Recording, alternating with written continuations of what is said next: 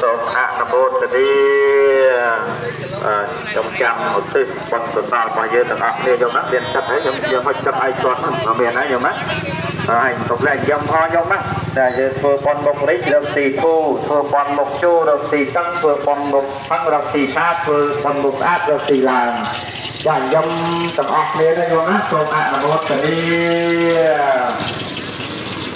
Đề vi quan quan đề vật tự dòng tam phê lô tam mê dê tam ta chi hoàn ta ma hê thất ta bát đơn nhang hôi chân năng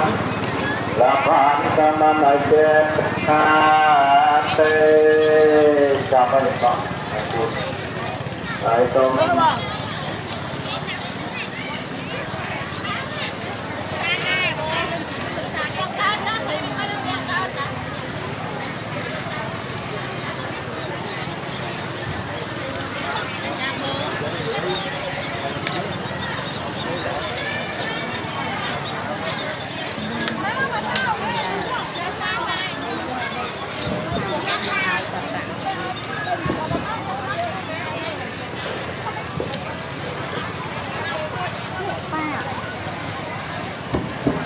rồi